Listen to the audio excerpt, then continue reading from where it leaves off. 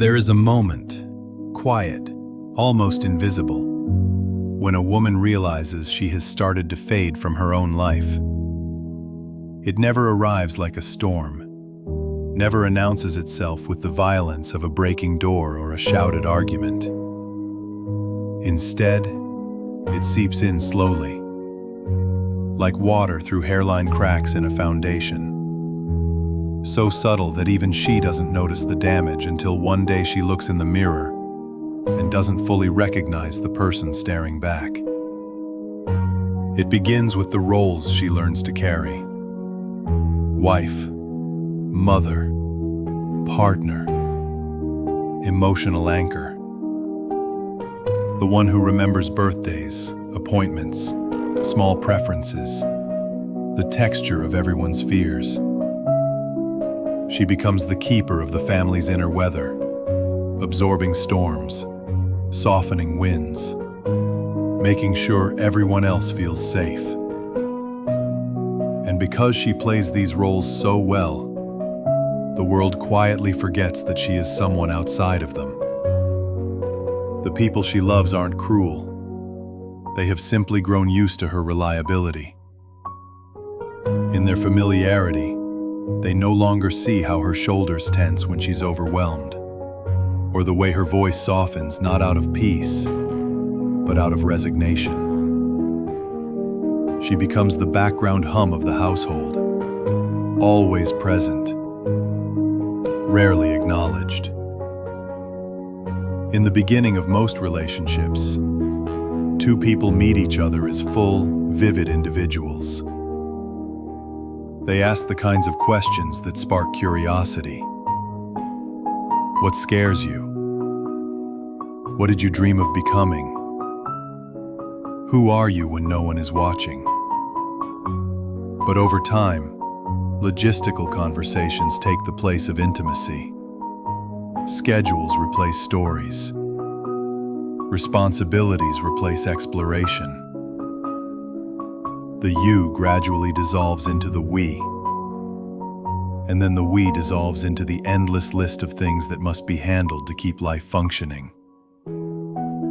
For many women, this shift is not merely inconvenient. It is a quiet erosion of identity. When her emotional labor becomes automatic, when her needs consistently fall to the bottom of the list, something in her begins to dim. She becomes the stable center for everyone else, but loses the center inside herself. This isn't about affection disappearing or love dying. It is about visibility. Emotional neglect doesn't always look like cruelty or conflict. Sometimes it looks like comfort, like routine, like a partner assuming she's fine because she always has been. And so she learns to shrink, a little more each year, until her inner world feels like a whisper no one can hear. What makes this erosion so dangerous is that even she doesn't always realize it's happening. She just feels tired in a way sleep can't fix. She feels lonely in a room full of people who love her. She feels numb in moments that should bring joy. Over months or years, her life begins to feel like a well-organized room with the lights turned off. Everything is in its place, yet nothing feels alive. And then someone, often unexpectedly, turns a light back on. It could be something as small as a conversation with a colleague who asks about her passions instead of her responsibilities. A stranger who notices the exact way her eyes crinkle when she laughs. A friend who listens without expecting anything in return. A person who doesn't see her as a function, but as a woman with history, warmth, personality, and desire. Someone who sees the parts of her she forgot she had. This moment of being seen can feel electric. It isn't necessarily romantic or sexual. It is existential. The human psyche is wired to respond intensely when a long-starved part of the self is finally acknowledged. Neuroscience shows that connection and recognition stimulate dopamine pathways tied to motivation and vitality. So when someone finally treats her as a full human being again, the sensation isn't small. It is oxygen flooding into lungs that have been quietly collapsing. From the outside, people often misunderstand this shift. They assume the presence of another person means dissatisfaction with the partner. But that is not always the truth. Often the dissatisfaction began long before the person arrived. The affair, or even the emotional spark preceding it, is the symptom, not the cause. It is the reflection of how deeply she has disappeared within the life she built. Women rarely fall for a man first. They fall for the version of themselves they become in his presence. The version that is curious again, playful again, not defined by duties or domesticated into predictability. She isn't seeking someone new. She is seeking herself, the self she abandoned when survival required her to prioritize everyone else. The tragedy is not that she desires another man. The tragedy is that she had to step outside her own life to feel alive again. Most men don't see this erosion while it's happening. Not because they don't care, but because they misunderstand the subtle forms emotional neglect can take. They look for signs of conflict, arguments, distance, coldness. But emotional neglect is quieter. It hides inside assumptions like, "She knows I appreciate her," or "She's okay, she always is," or "We're fine, we don't fight." By the time a woman begins seeking emotional oxygen elsewhere, the erosion has already progressed far beneath the surface. To understand why women cheat or why they come close, it's essential to understand this erosion. Infidelity, for many women, begins long before any boundary is crossed. It begins the day she starts disappearing. The day the house still looks intact from the outside, but inside, the beams have begun to hollow. This hidden erosion isn't about villainy or weakness. It's about survival. When a woman can no longer find herself inside the life she built, her psyche will search for ways to stay alive. And sometimes, that search leads her into places she never imagined she'd go. Long before a woman makes a choice she never imagined she would, something begins happening inside her body. Quietly, chemically, relentlessly. It is not the thunderclap of desire or the thrill of temptation that alters her course, but something far more primal. The physiology of pain. Not the kind of pain that provokes a scream, but the slow-burning kind that settles into the nervous system, numbing her from the inside out. Many people imagine infidelity as an act born from impulse or excitement. But for countless women, the truth is not desire, it is desperation. And to understand this, we must understand what happens to a brain that has been carrying unspoken emotional pain for too long. The human brain is designed for connection. When connection thrives, the brain produces dopamine, the neurotransmitter of motivation and vitality. Over time, if a woman lives in an environment where she feels unseen, dismissed, or emotionally disconnected, her dopamine levels begin to decline. The world feels flatter. Colors lose their brightness. The days begin to blend into one another like a long gray season with no forecast for sunlight.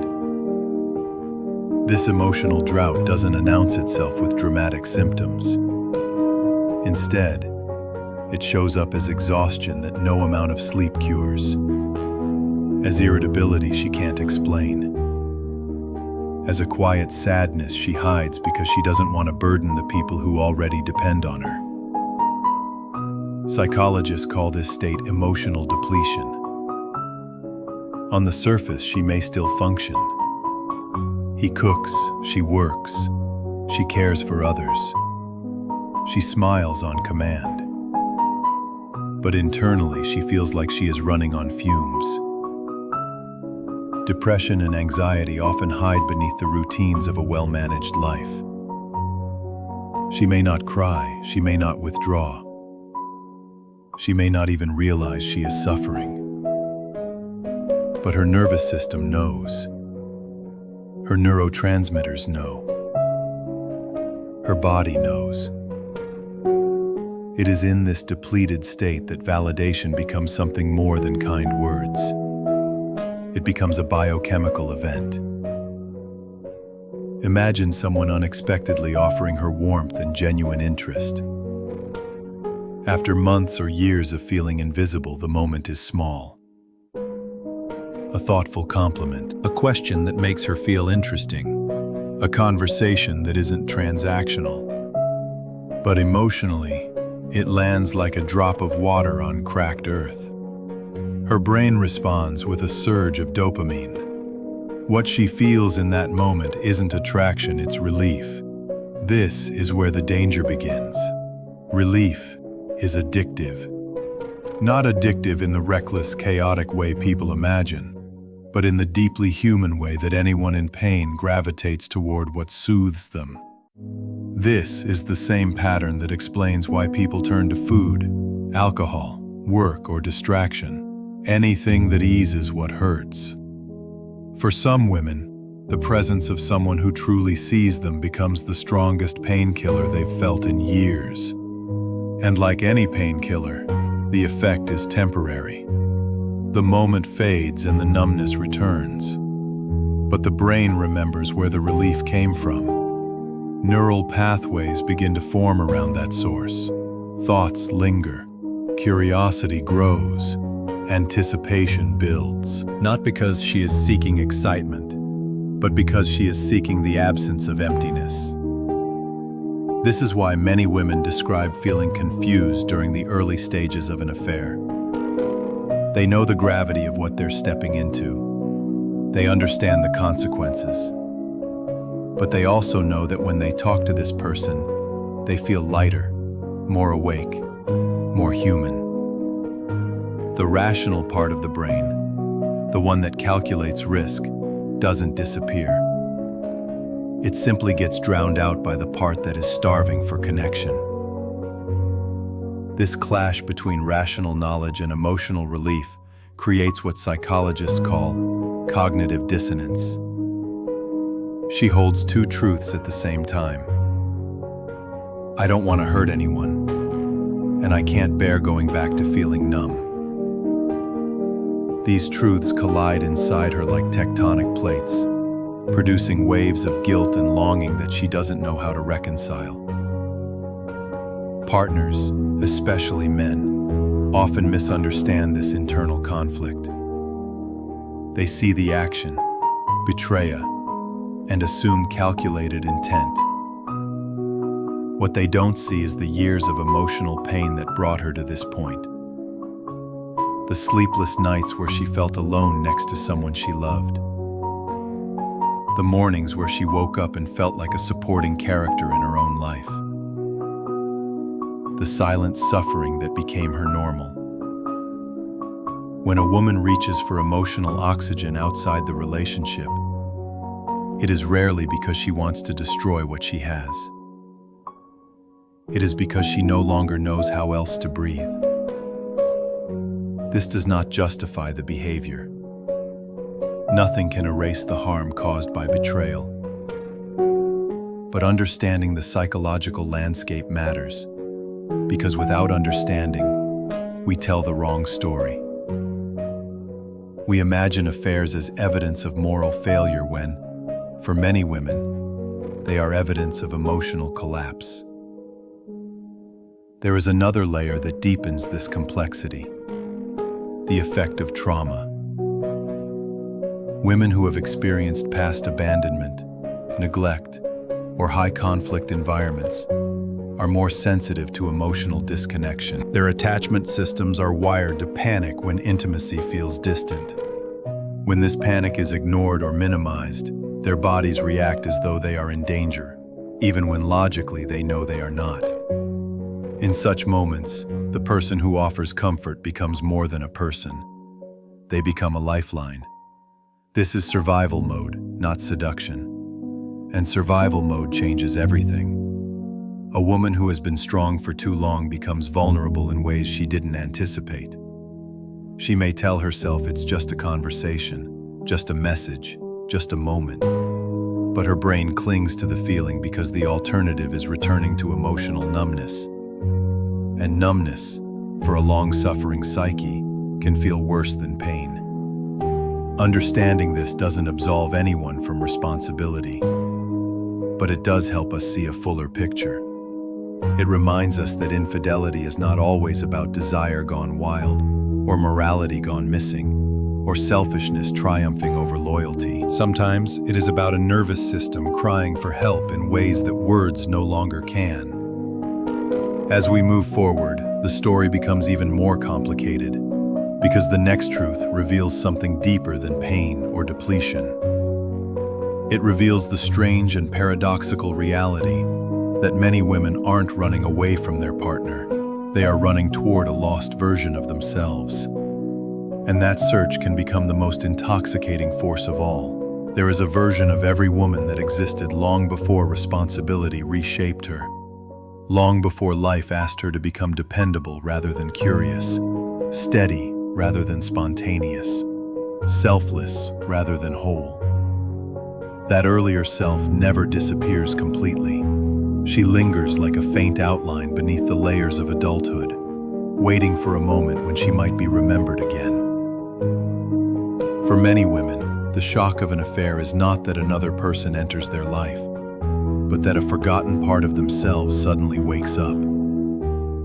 In the quiet exhaustion of daily routines, a woman can slip so deeply into her roles that she forgets she ever had a life separate from them.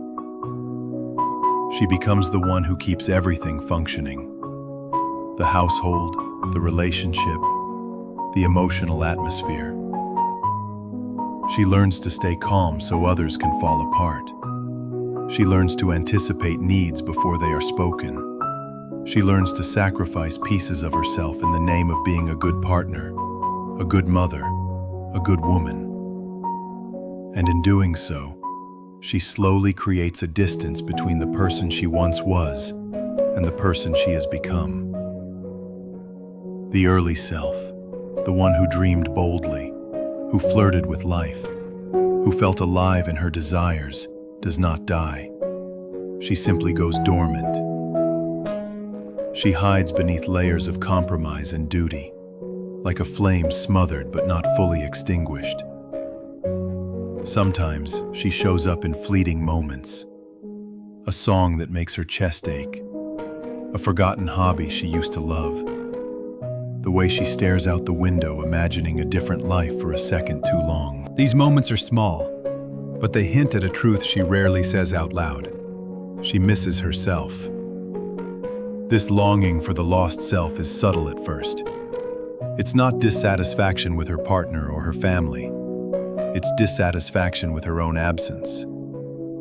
She looks at photos of her younger self and feels an inexplicable sadness, not for her appearance, but for the way her eyes used to carry a kind of unfiltered presence. She wonders when exactly she stopped being curious, when she stopped choosing herself, when she started performing instead of living. Then something happens that she cannot anticipate.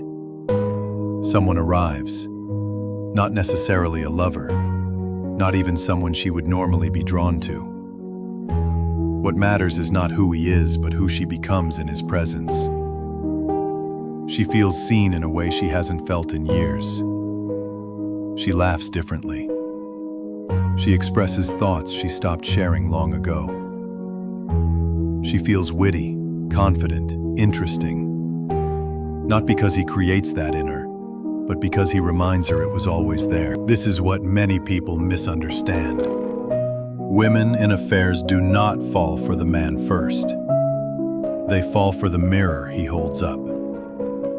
A mirror that reflects a version of her she had forgotten.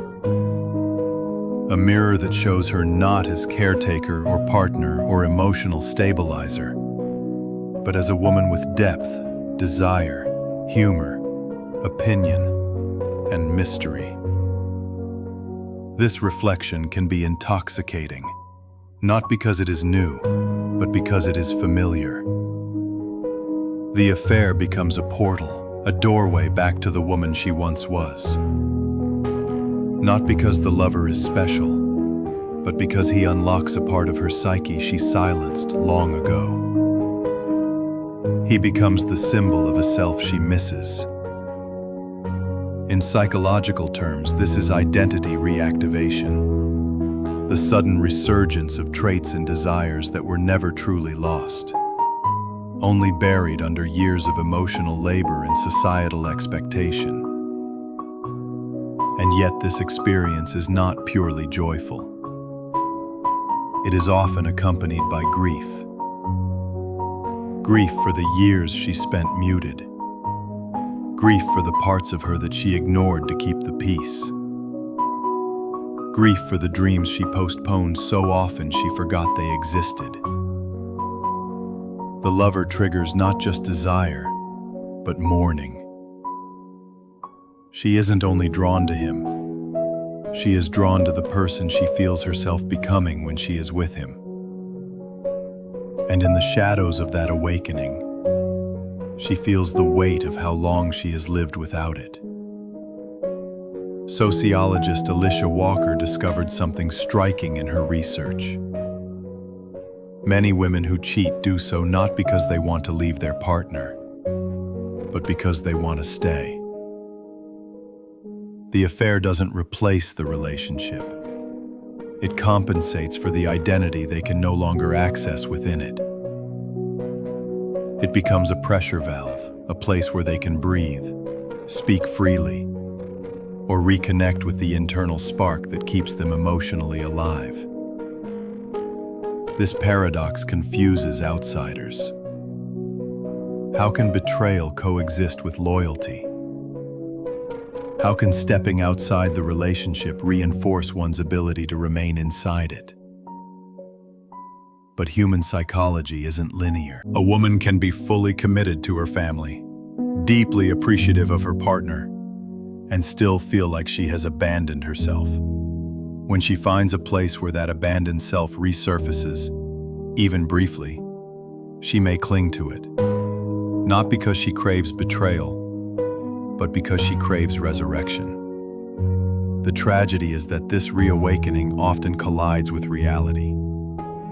The relationship she builds inside the affair is not sustainable. It is a world built on fantasy and emotional adrenaline, not on the mundane architecture of real life. But the feelings it awakens are real. The identity it revives is real. The conflict between who she was, who she is, and who she could be creates an emotional storm that can sweep her into choices she never thought herself capable of. Inside the affair, she feels a version of herself that has been missing. Outside the affair, she faces the life that required her disappearance. Torn between two selves, she realizes that the real struggle isn't between two men. It's between two identities. She isn't searching for romance. She's searching for recognition. She isn't choosing another person. She's choosing the self she lost. And when a woman begins chasing the parts of herself she abandoned, the story becomes even more complex, because sometimes that rediscovery doesn't lead her back into her marriage or even into the affair. Sometimes it pushes her toward a question she has avoided for years. Who am I when I stop living for everyone else?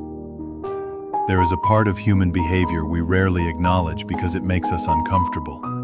A part that doesn't operate through logic or moral preference, but through instinct, silent, ancient, and older than the languages we use to explain it.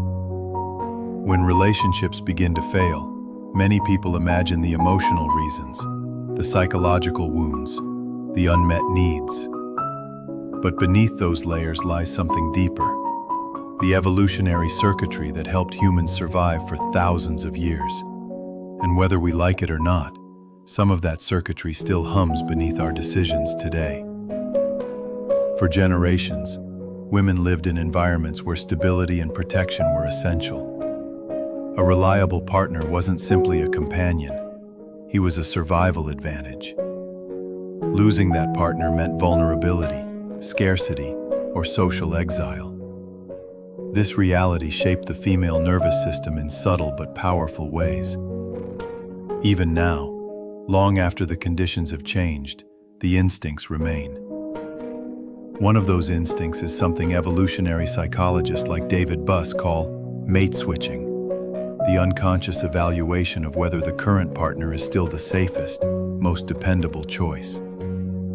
The modern woman does not consciously analyze her relationship through the lens of prehistoric survival. She isn't thinking, "I must secure better resources," or "I need a superior protector." But she does feel the results of that instinct. She feels it as restlessness, as dissatisfaction, as a tug towards someone who seems emotionally steadier or more attentive.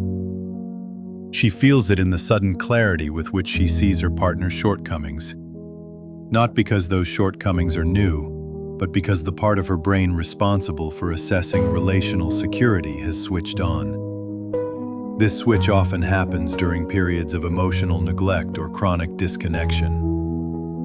When she feels unseen for too long, the bond that once felt stable begins to loosen. She starts noticing the cracks, the conversations that no longer go anywhere, the affection that has faded into habit, the way he dismisses her worries without realizing he does it.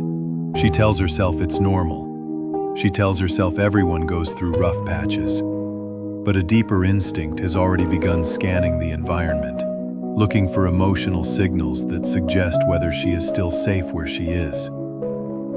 This instinct is not about infidelity. It is about survival. And survival for women throughout history depended on choosing partners who were attentive, consistent, and invested. When those qualities begin to erode, the ancient brain reacts long before the conscious mind understands what is happening. This is where the story takes a turn that many people resist. Not all affairs begin with desire or even identity revival. Some begin with an unconscious evaluation test. A woman doesn't set out to audition another man. But the moment she finds herself emotionally drawn to someone new, a comparison begins. She notices how differently she feels when interacting with him. She notices that he listens without defensiveness, or that he seems emotionally present in a way her partner hasn't been for years. She notices that he pays attention, that he asks questions, that he remembers. These small signals ignite something deep within her evolutionary wiring. The new person feels like a potential path to safety, not because he is extraordinary, but because she feels protected from the emotional starvation she has endured. The tragic thing is that the comparison isn't always fair. The affair partner is interacting with the best version of her, the lively, awakened version who emerges only when she feels seen. Meanwhile, her partner interacts with the tired, overworked version shaped by years of responsibility. But biology isn't concerned with fairness. It's concerned with survival. And her nervous system reacts accordingly, unconsciously elevating the man who reflects her vitality and diminishing the one associated with fatigue and emotional drought. This is why some women in affairs describe a shocking shift in their perception of their primary partner. Overnight, the man they once loved appears smaller, less capable, more flawed. She begins rewriting the story of their relationship, telling herself she was never truly happy, or that the signs of incompatibility were always there. This isn't manipulation. It is a psychological mechanism that aligns with the evolutionary impulse to move toward what feels more secure. From the outside, it can look ruthless. From the inside, it feels inevitable.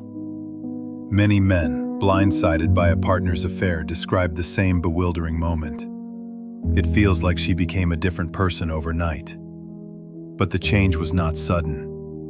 It was the culmination of years of emotional erosion, followed by the moment her instincts declared, "This connection is no longer safe. We must consider another path." The affair partner simply became the symbol of that path. Of course, many of these instincts misfire in the modern world. The affair partner may not be a better choice.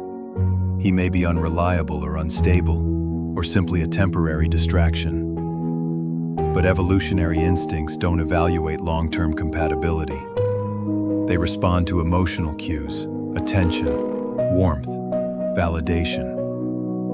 And those cues can create an illusion of safety powerful enough to override rational judgment. Understanding this instinct matters, not because it excuses betrayal, but because it illuminates a truth most people overlook. Infidelity is not always about pleasure or adventure. Sometimes, it is about instinct, survival, and the ancient fear of becoming emotionally unprotected. When you see infidelity through this lens, the question shifts from, why did she betray him? To, what part of her felt so unsafe that her instincts sought a replacement? This doesn't soften the pain of betrayal, but it does expand our understanding of it. And that understanding becomes even more essential as we move into the final truth, the one shaped not by biology or identity, but by the invisible architecture of culture itself. Because sometimes, what we call betrayal is simply a reflection of the society that teaches us how to love, how to desire, and how to break. We like to imagine that betrayal feels the same everywhere in the world, that the heartbreak of infidelity is universal, unchanged by time, geography, or the rules we live under. But the truth is far less tidy. What we experience as unforgivable is often shaped not by biology alone, not by psychology alone, but by the invisible hands of culture.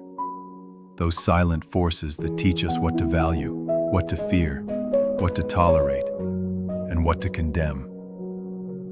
And when it comes to infidelity, culture is not a backdrop. It is an architect.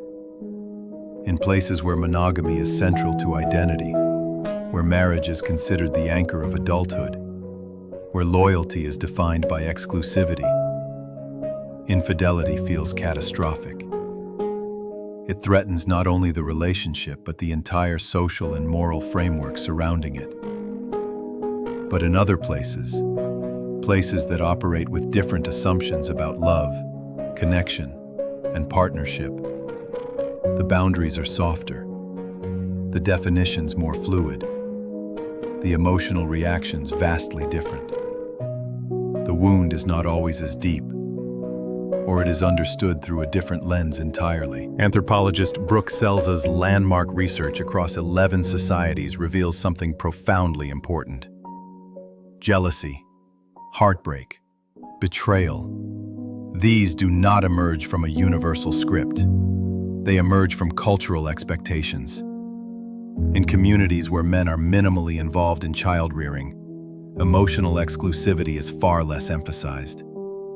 A woman having multiple partners does not necessarily destabilize the family structure, because the culture does not hinge offspring survival on paternal involvement. But in cultures where a father's participation is essential for a child's well-being, infidelity becomes an existential threat, and jealousy becomes sharper, more vigilant, more punishing. This difference shows us that betrayal is not simply a moral issue. It is a contextual one. It lives inside the rules we inherit. It grows in the soil of our upbringing. It is shaped by what our community believes love is supposed to look like. Even the pain we feel is influenced by what we've been taught to attach our identity to. In Western societies, especially in America, we are taught that love should be exclusive, that being chosen is the ultimate form of validation, that intimacy must remain tightly contained within a partnership. This narrative can make infidelity feel not only like a loss, but like an erasure of worth. A partner straying becomes a statement. You were not enough. But this interpretation is cultural, not inherent.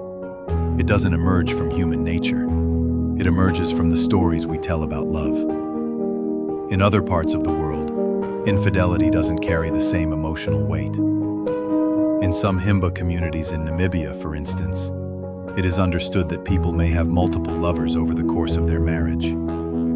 The emotional bond, the partnership, and the raising of children are not threatened by this.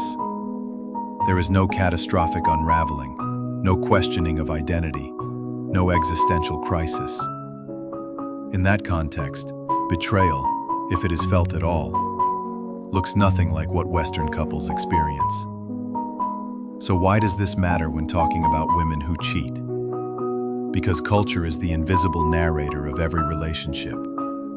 It whispers rules into our ears long before we can articulate them. It tells us what fidelity means. It decides what intimacy includes and excludes.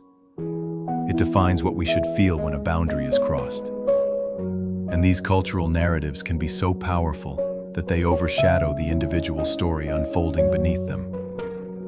When an American woman cheats, she often carries two layers of conflict. The first is her personal experience, the emotional starvation, the loss of identity, the pain that pushed her towards seeking connection elsewhere. The second is the cultural judgment that tells her she has violated something sacred. Her guilt is amplified not only by the harm she caused, but by the narrative she has been raised within. In this way, culture doesn't just describe infidelity, it deepens its emotional impact. The influence of culture extends even further. A woman's friends, her social circle, the media she consumes, all of these microcultures shape what she believes relationships should look like. A friend group that normalizes emotional openness may encourage direct communication long before an affair begins. Another friend group, bound by unspoken rules of secrecy and self-protection, may subtly validate crossing boundaries, reframing it as self-discovery. What we tolerate is often a mirror of what the people around us tolerate. This is why two women can live the same story, but interpret it differently. One might see her affair as a catastrophic moral collapse. Another might see it as a necessary awakening.